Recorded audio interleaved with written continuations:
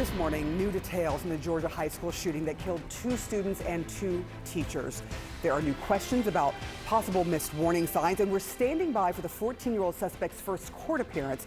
The alleged gunman is expected to face murder charges as an adult. Officials are now revealing he was questioned about online threats to shoot up a school just last year. Police are trying to learn how he was able to get an AR-15 style rifle and why he turned it on his classmates. This morning, those classmates are describing the terror and the panic they felt as they hid and ran for safety at school. I was scared I was going to die, to be honest. And when I heard hard lockdown, I knew it wasn't a drill. I just kept my feet up and I prayed and I closed my eyes and I tried to stay calm, but I was shaking. I was worried that they would hear me. Then I hear the gunshots and then everyone ducks behind the desk and the teacher is like flipping tables and stuff and barricading the door.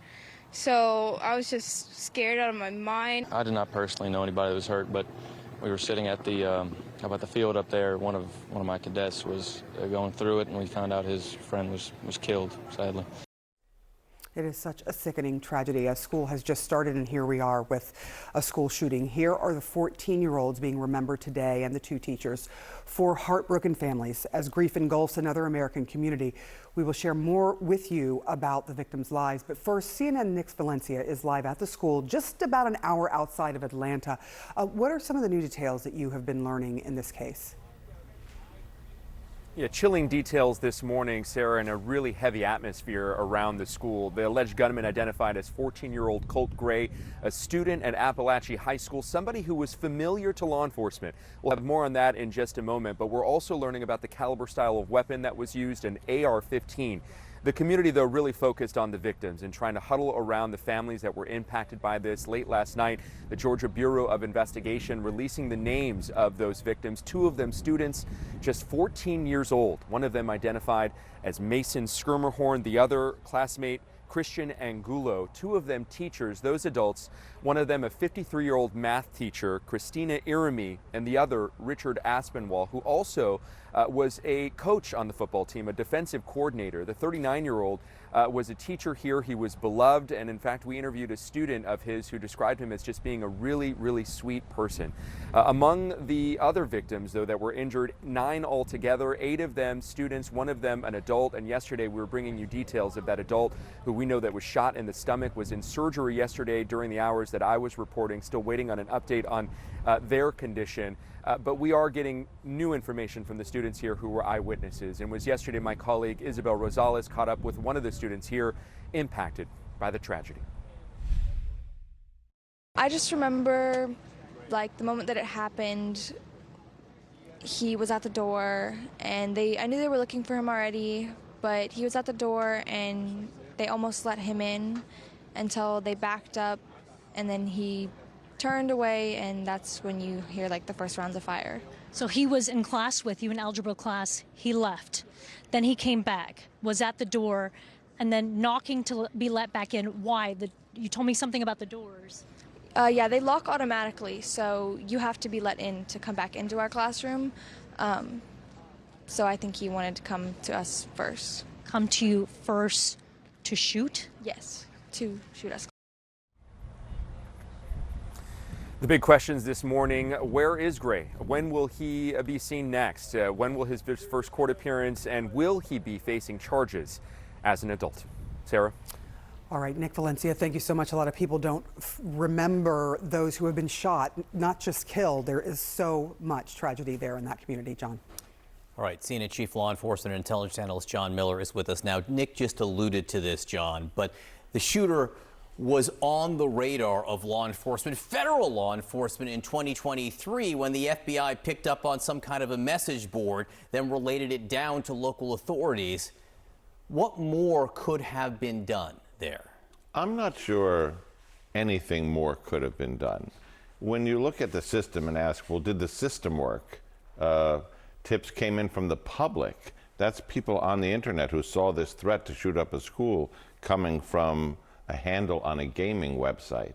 They then sent that to an FBI threat line that you can reach online, which goes to the NTOC, the National Threat Operations Center.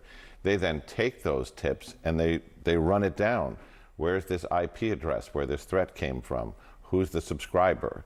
Does it have a physical address? They then forward that to Jackson County Sheriff in Georgia.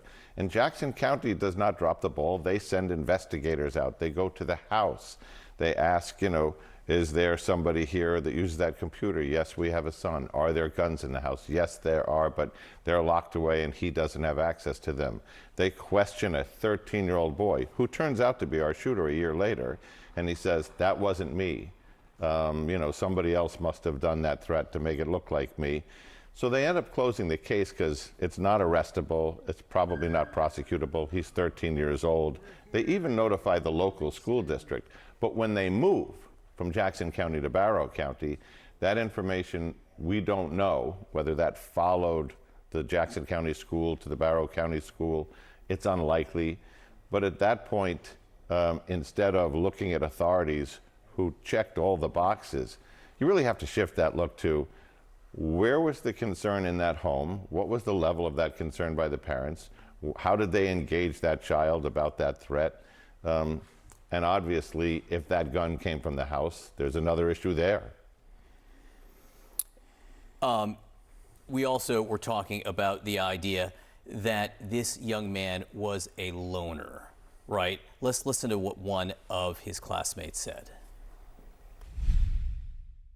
Nothing too off. He was just another quiet kid that didn't really speak too much.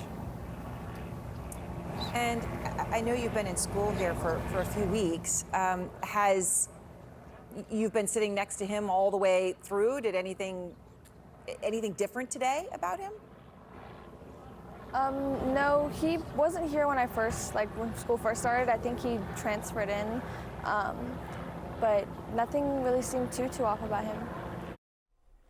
So what does that tell us? I mean, the idea that he's a loner, that he didn't really talk to other kids. He's also new in the school, so that could be perfectly normal. Or it could be a sign that he is feeling ostracized, that he is feeling as an outsider. We find that as a common theme in some of these young people involved in school shootings. And it has become a part of the school doctrine to kind of look for these signs, if there are concerns, to report them. Even the school had that electronic system that they installed a week ago. I think it's called Sengenics, where they press one button, the entire school goes on alert that there's an emergency or an active shooter. It goes into lockdown. This technology goes then right to the police, to the front office. Police can see on their devices where people are in the school, floor plans, maps. There's another company that came after the Fort Lauderdale shooting by an entrepreneur named Gino Rafaro, who set up Safer Watch. It does all that, but it also has an anonymous tip function where if someone has concerns about someone who may hurt people or may be contemplating self-harm, that you can report that. So these technology is catching up to some of our human failings in this area. All right, John Miller, thank you so much. Keep us posted throughout the morning.